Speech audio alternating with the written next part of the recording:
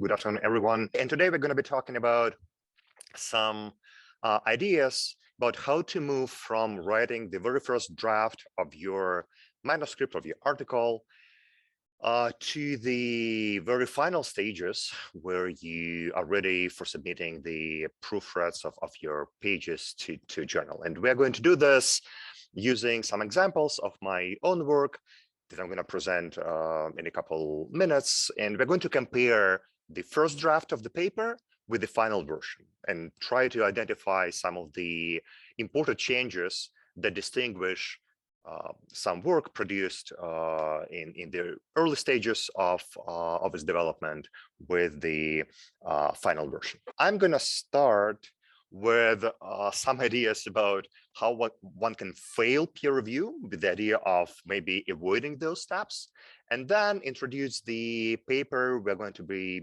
working today.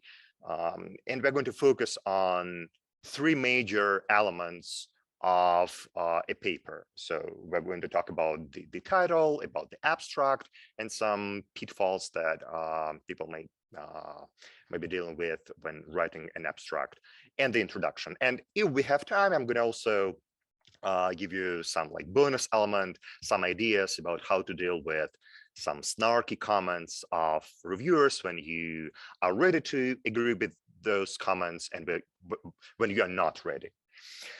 So let's get started.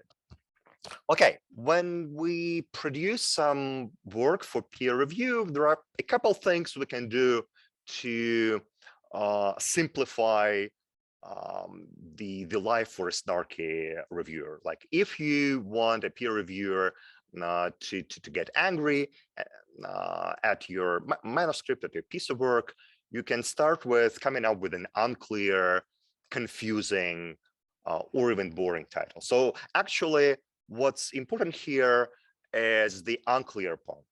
Maybe I should have put here inaccurate title. Like every time I serve as a peer reviewer for an international journal, I pay attention to the title because this is the first piece of information that gives you an idea about what the paper is going to be talking about. And if the actual paper is really different from what the title pretends it is about, it raises questions. And like you definitely don't want reviewers to ask questions about why is the title about A and your actual paper is about B. Like this can be easily avoided. So it's a good idea to try to avoid those weird questions.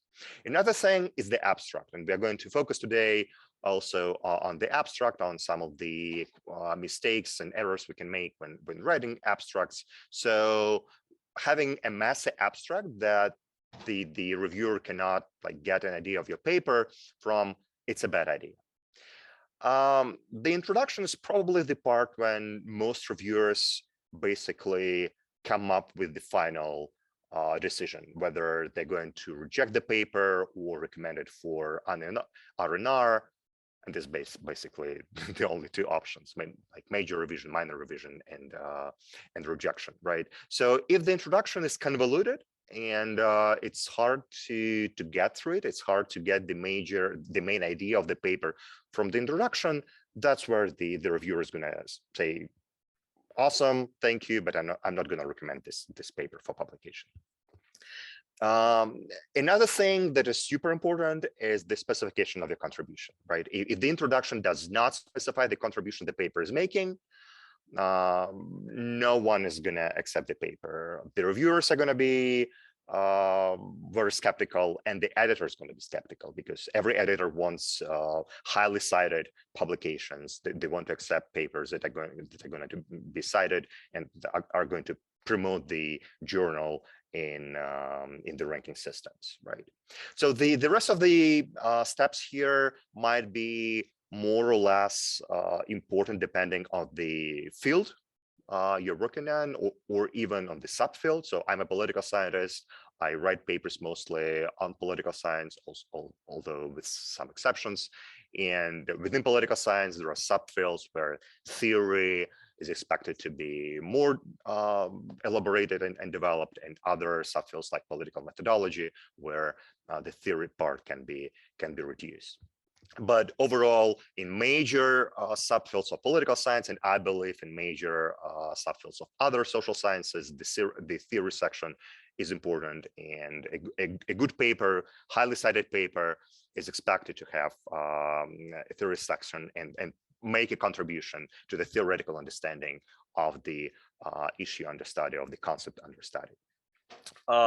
If your paper uses any empirical data, so no description or bad description, inaccurate description of your data and methods, would raise tons of questions from reviewers and decrease the probability of a benevolent position of the reviewer. And the last thing that is quite weird, I'd say, for a Russian-speaking academic, for Russian-speaking scholar, is the fact that in international journals, we are typically expected to repeat our key findings, our key ideas throughout the text, right? When we write papers in Russian, I'd say we typically don't do this. Like, we put our findings at the very end of the paper, in the results section, in the conclusion section. Hopefully we do this in the abstract, but we often do not do this in the introduction, which is super important for international publications. Basically, your introduction is supposed to provide the reviewer with the clear understanding of where the paper is going and what the reviewer is going to find at the very end of reading the paper. So you're expected to repeat your findings in the abstract, in the introduction, in the results section, and the conclusion, so that everyone who's reading your paper would keep in mind what the key finding is. Like, everyone who finished reading your paper should have a super clear idea of what your paper is about and what's the result, right? So if we don't do these things, we're basically doing our best to fail peer review, and hopefully we're all going to try to avoid these things in our work. So today we're going to focus on the first 4 bullet points, because as I've said, the rest is much more discipline specific. But the title, the abstract, and the introduction, I think, are like the most common and generic elements of any manuscript in social sciences and even beyond. So, as I've said already, we're going to work today with the manuscript, almost published, we're almost there, that my colleagues and I have written. So I'm a political scientist. It's a piece for a political science journal. It's a piece about the use of Twitter bots in Russian politics. So for those of you who are not familiar with Twitter bots, so Twitter is a social media platform widely used outside of Russia, but also by some communities inside the country. And Twitter bots are specific types of accounts that are controlled by algorithms. Like, Twitter bots are pieces of software, computer programs that control a Twitter account and can produce the same types of actions as human users. They can tweet, post some tags, that can retweet, repost the text posted by others. They can follow other users, like comments, and so on and so forth, right? And the paper we're going to be talking about today studies how those bots, how those automated accounts were used in Russian politics. So this is, as I've said, this is a piece co-authored with 3 colleagues of mine: Sergei Sanovich, who is now at Princeton, Rich Beno, and Josh Tucker from New York University. And this piece has been accepted, conditionally accepted, strictly speaking, at APSR, which is the top journal in political science. We started this work a long time ago, but the very first draft was produced, 2.5 years ago, no, 3 years ago, three and something years ago, right? So in May 2019 for a workshop. It was a super early version of a paper. Like it was garbage. But what's important is that you always have to make this first step. You have to force yourself to put on paper all the ideas you have about a specific issue. So you should never wait until you get to like a super clear understanding, complete understanding of your paper. Just start with something. Once you have your draft written, you can work on improving it. But unless you do this step, it's going to always be just blah, blah, blah, just some discussion, but no progress can be made on nothing. You have to have some piece of paper to discuss it with your colleagues and to know what are the key weaknesses of your draft to improve those weak points. So this was a draft produced for a workshop at New York University with some colleagues from Columbia University. We got tons of feedback, super critical. But also encouraging, because we knew what people were angry about, and we knew how to proceed. And it took us basically a year to move from the first draft to the submission version of the paper. And we submitted in March 2020. It took the journal basically half a year to come back to us with their comments. And I'm going to talk a little bit more about the feedback, the reviews we got.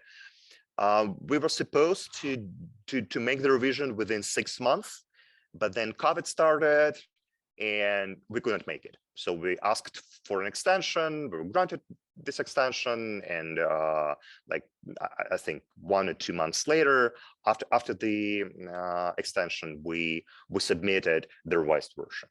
Then we got the second round of comments from the reviewers. They were quite positive, but there were a couple points they wanted us to make more progress, to put extra effort. Plus, the editor wanted us to work on a couple points. So we started the second round of revisions, and with 2 months after that, we submitted the second round of revisions, and next month in July 2021, the manuscript was conditionally accepted.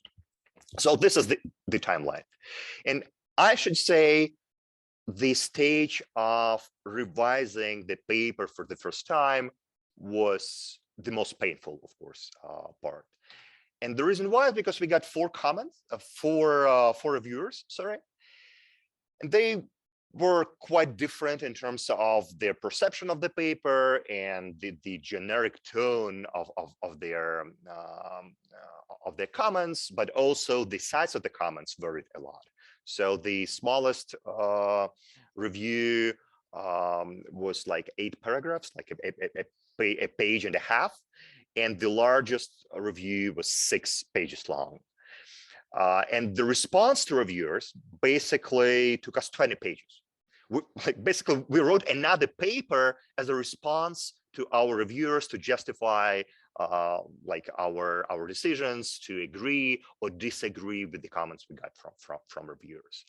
And also, this is also an explanation why it took us over half a year to make the revisions. Like it was real and extensive work. And on the right-hand side of the slide, you can see a snapshot of the response we provided the reviewers and the editor with. So basically, we start with the comment from the reviewer, and we give an explanation of why we agree or disagree.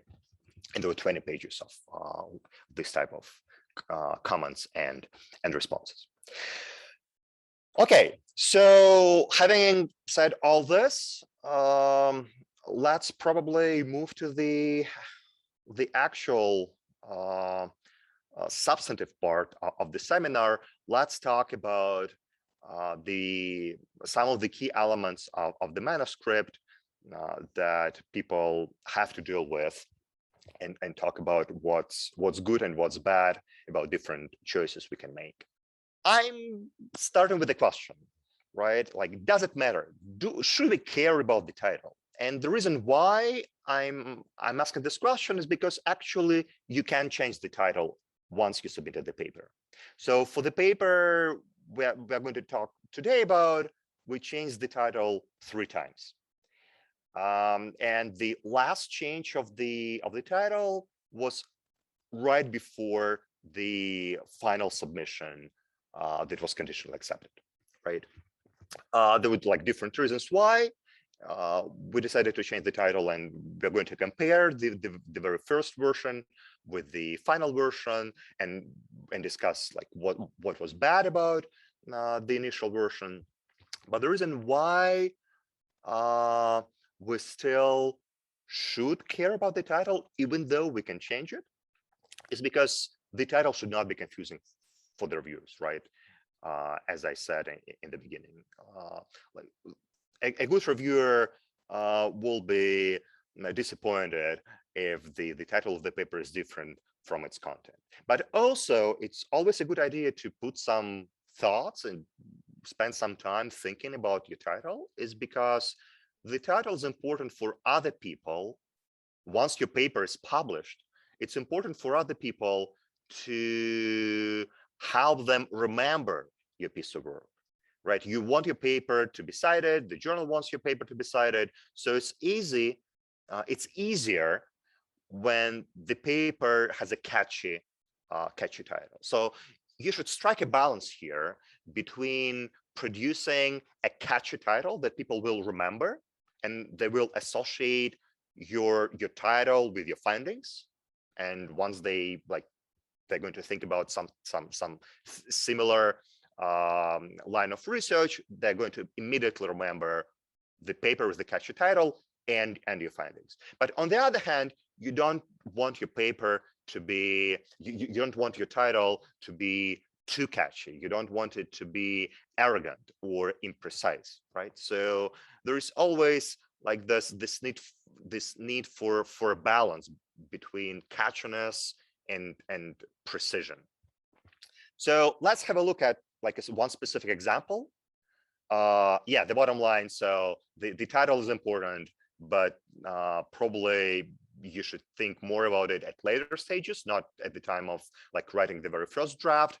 But you definitely should think about your title. And let's have a look at one example. So here is the title of the first draft of the paper. So I'm going to ask you to spend a couple words thinking about what's good about this title and what's bad about it.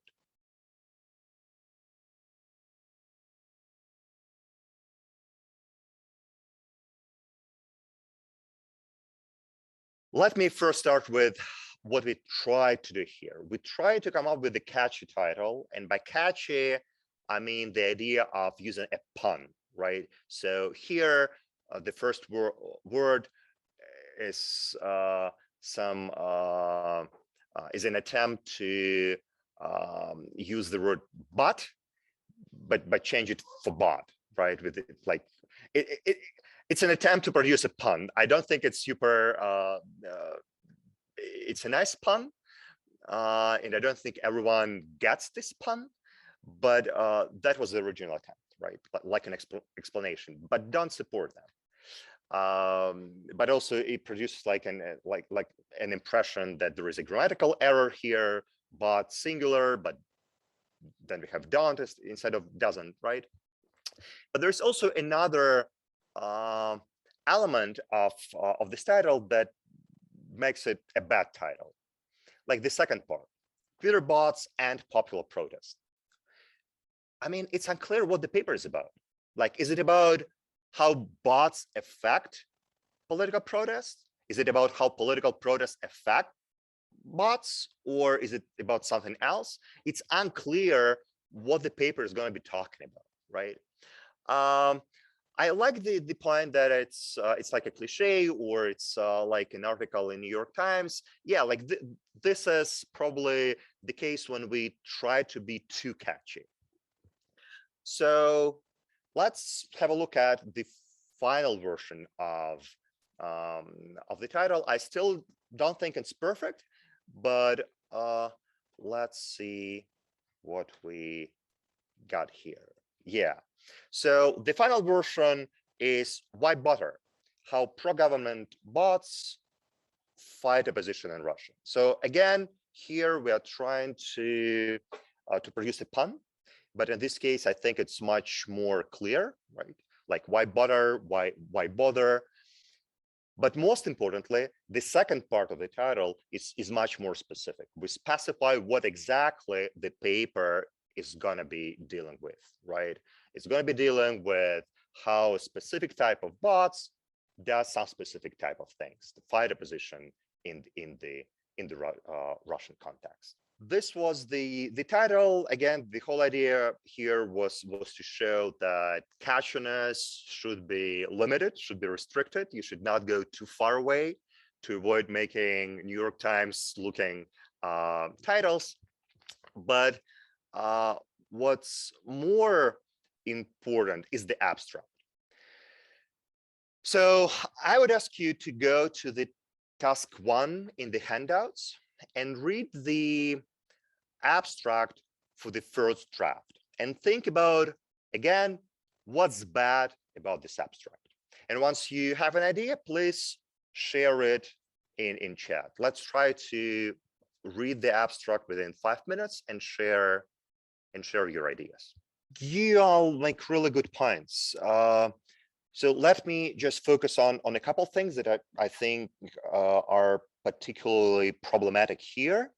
And you'll see on the next slide the feedback we got from the editor, even though like the abstract that he was referring to was different from this very first abstract, but still you'll see some of the comments and problems the editor saw with the abstract. So what I think is particularly problematic here is that, first of all, it's too hand-wavy. Like many of you have mentioned, it's unclear, nothing like it is unclear what the key contribution, it's unclear what the findings are. So it's hand-wavy in terms of it's referencing many different things, but it's not specific about what the contribution of the paper is, right? So at the very end of the abstract, it says, yeah, bots were employed for this and that, negative campaigning, mimicking widespread support for the regime. But the question is, so what? Like, why should people care about these particular things bots were doing?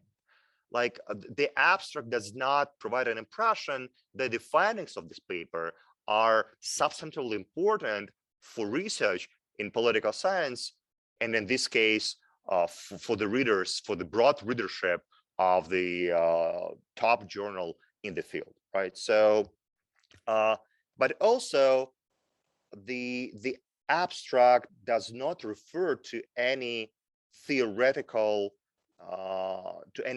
contributions. So we say here, we fill this gap by developing a set of hypotheses. But what kind of hypothesis? Like, either be specific and explain what your hypotheses are about and how they relate to theory, and not mention the hypothesis at all. So the bad thing, again, the bad thing about this abstract is that it's imprecise, but also it's too narrow in terms of like the scope. It doesn't produce an impression that this piece of work is related to the broader literature, right?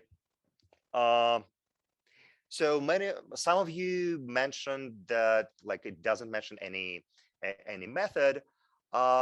It's an interesting point, and I also talked about this work with some of our colleagues yesterday at a similar workshop, and many people brought up this this issue, saying, "Hey, you don't reference any method." So this might really differ across social sciences. I do not think that in political science it's that common to mention methods in the abstract. I can imagine it might be more common in sociology, but for some reason in political science we just like don't do this. Like people can use a combination of methods within a paper.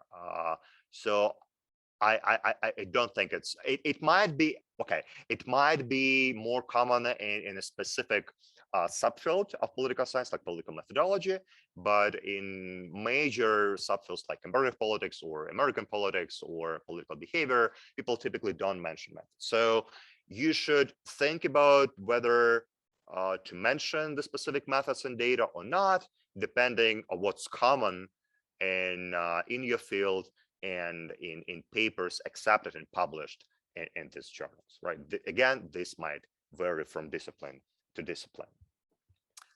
But in any case, be specific and relate to broader literature. So let's have a look at the type of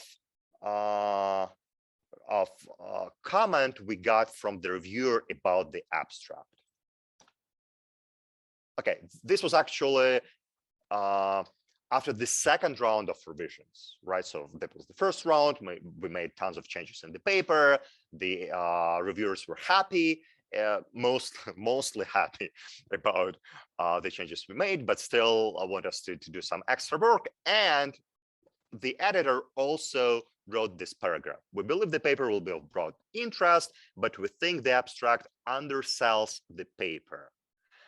Could the authors take another shot at revising the abstract to better highlight in accessible terms to the broad readership of the APSR the main findings and the importance of the paper, right? So this is what the editors want. They want broad communities of people like who are reading APSR, and this is basically everyone in political science, to understand why they should read this paper. Like if you're studying ethnic politics in Southeast Asia, you have nothing to do with Russia or social media or Twitter bots, you still should read this paper because, and the abstract should make it clear why you should read this paper, right? You should specify the main findings and importance in accessible terms to the broad readership. So let's move to task number 2. Have a look at the final version of the abstract. Again, I don't think it's perfect, but it was accepted. And try to find keywords and word combinations that we used to address this specific editor's concerns. Like what we try to do to highlight the key findings and the importance of the paper to the broad readership. Let's try to do this within 5 minutes. And again, please feel free to share your thoughts in the chat.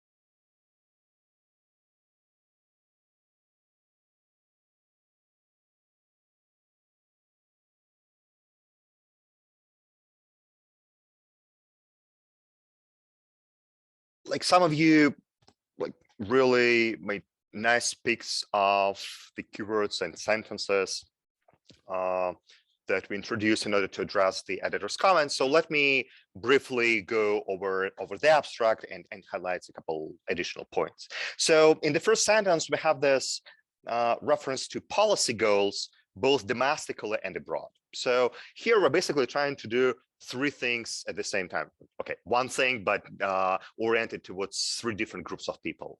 First, we are referencing to people who are doing instead of like pure academic work, but also some sort of more applied work, people who do public policy as opposed to political science. So in the United States, there is this distinction between two broad fields, like more applied, policy-oriented, and more fundamental and academic political science. So once we're referencing to policy goals, we're trying to appeal to people who are interested in more applied work. But also, we are referencing something that happens both domestically and abroad. So the abroad word is an attempt to appeal to people who do IR, international relations, which is like a very separate branch of political science. In some countries, in other countries, it's a separate field.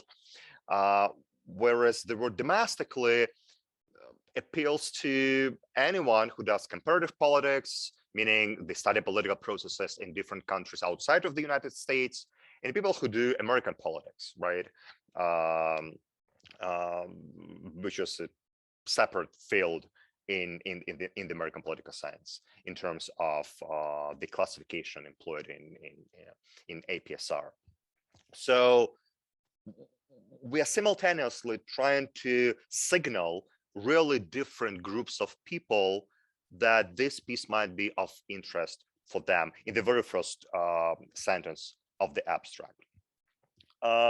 Then we're referencing these two alternative theoretical frameworks. Like, even if you don't do social media research, even if you don't study Russia, if you study ethnic politics in Southeast Asia, as far away from what we do as possible, you might still be interested in new developments in political theory, because if you have a theory, you can employ it in really different contexts, right? So saying that we develop two alternative theoretical frameworks is an attempt to catch the attention of people across different subfields of political science, including people who don't do any empirical work at all, like people who do formal modeling. They basically, formal modeling is a way of producing theories. So, and if we develop here some theoretical frameworks, it might be something that people who develop game theoretical models might also have a look at. They might try to convert our theoretical frameworks into game theoretical models, right? So an appeal to theory is always good to catch attention of your colleagues. But we also are quite specific, I'd say, about the type of findings we are making in terms of those two theoretical frameworks, right? The second to last sentence, we find that the online opposition activities produce stronger reactions from bots than offline protests. So we're not only saying that, hey, we're doing these two theories, bots responding to offline protests versus bots responding to online protests, but we also specify what kind of finding we are making here and what kind of contribution to the theoretical discussion we're making here. And of course, the last sentence is an attempt to say, hey, what we are doing here is just the lower bound. Like, we are underestimating the effects of bots given the data and methods we have at hand. In fact, the phenomenon that we study here is more pronounced, is stronger, and it deserves extra attention. So please also study bots, do work on bot detection. Our work is just like the first initial step in this direction, and it deserves attention of the academic community, right? So again, this is a way we use to highlight the importance of our work, not only for the ongoing research in political science, but also for future research, right?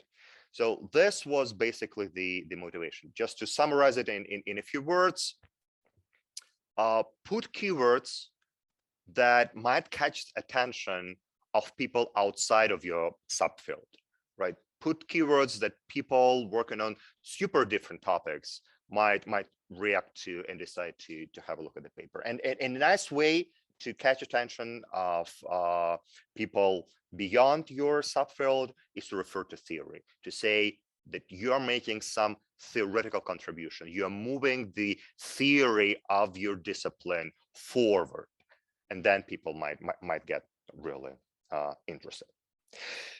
Okay, this was the abstract, the really tiny part of your paper that you typically write at the very end once you have everything together. but it's super important to put work and effort and spend time on making this short statement in front of your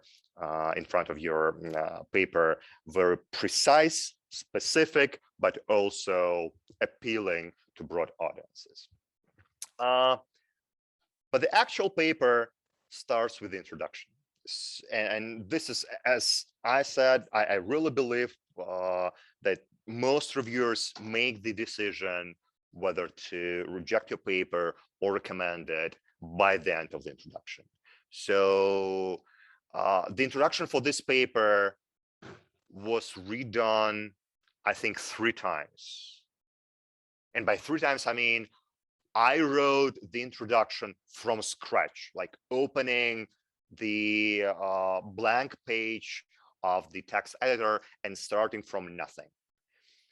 And then, like, we compare different versions, we like combine some paragraphs from different versions of the introduction.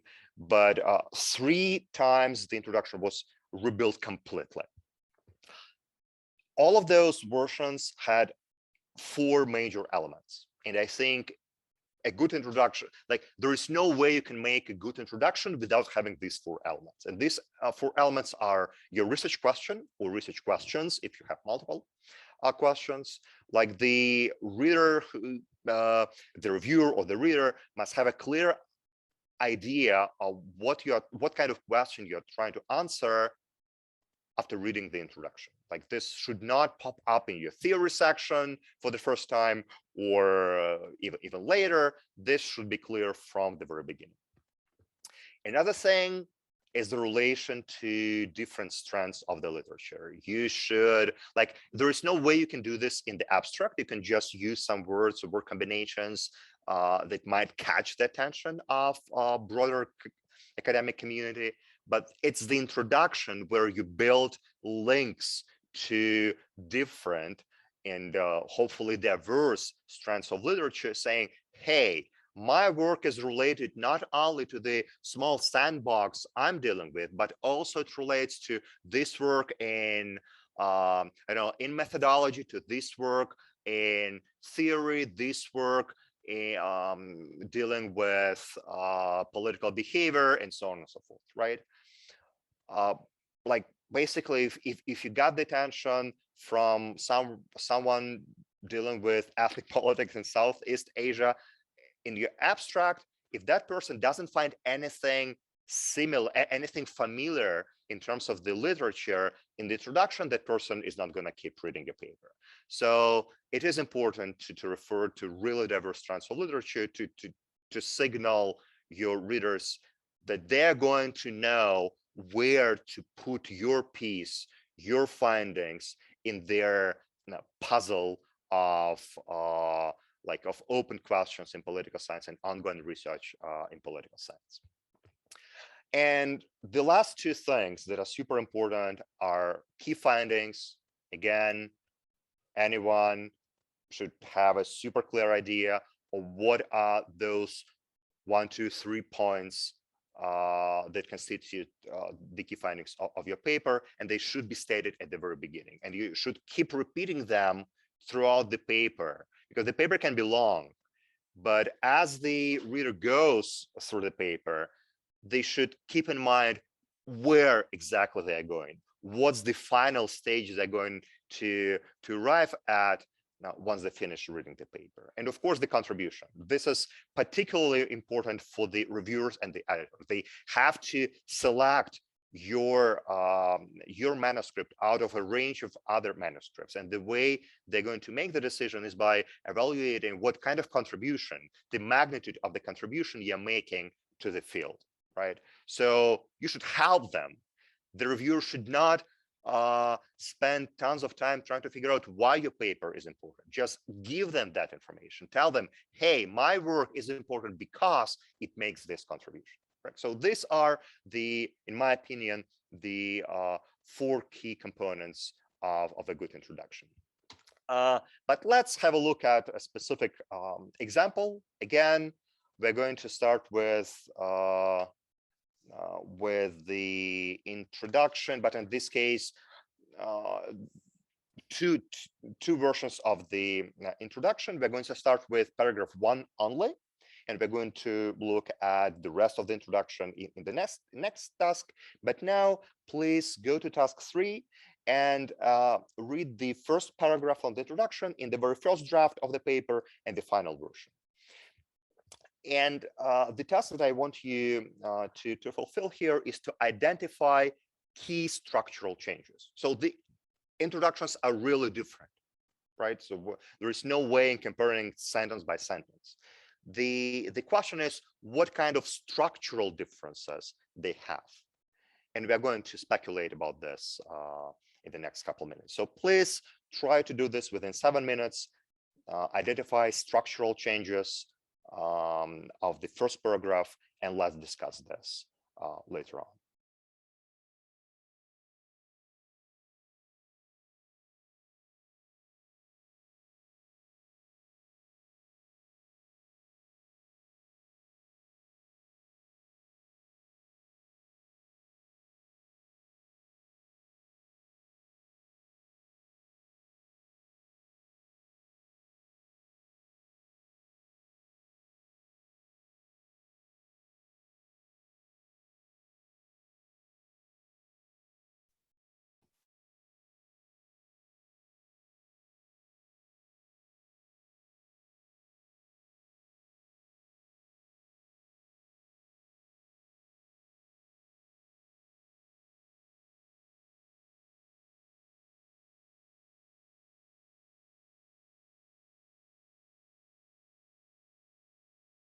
Okay, so I would say that the key change here is this last sentence that basically states the research question. Like it is not the main finding. Like I don't think we mentioned the key finding in the first paragraph of the introduction, but we state the research question. And this is, at least in political science, but I'm pretty sure it's common for social sciences. The rule is to put your research question either in your first paragraph or the first sentences of your second paragraph. Like the reviewer should have a clear idea of what you're studying after reading the introduction of your introduction. If your research question is buried somewhere down the road in the middle of the introduction, it's going to get lost. And the reviewer is going to get angry at you, at your style of writing, at the fact that they don't know what you're actually studying. Literature review is good, but please don't start with literature review. Start with the question. It's easy to relate the literature to a question you know about, versus it's much easier to relate literature to the question you know about, as opposed to just a generic overview of the literature. So it's important to put your research question at the very beginning. So we also made some extra changes, as some of you pointed out. We actually made the first paragraph shorter, and not only shorter, but also less verbose. Like we excluded, we try to do our best to remove like this generic discussion about how like life is, right? We try to be very specific in terms of what we are doing without unnecessary speculations. And I think it's also a good rule of thumb. Just don't be verbose when it's unnecessary. Like spend ink on justifying your research question, on justifying your theoretical approach, but not on generic speculations. Okay, so 2 points just to summarize: don't be verbose and put your research question in the first paragraph of the introduction. But of course, the introduction is not only the first paragraph, right? So there are also other parts of the introduction. So let's have a look at the rest of the introduction section in both versions of the paper. So please go to task 4, where you have the rest of the introductions. And I would ask you to identify key findings and the contribution the paper makes, right? Identify those two elements in the two versions of the introduction. And let's try to do this within 15 minutes, ideally, actually, within 10 minutes. Let's see how fast we can go through 3 pages of text.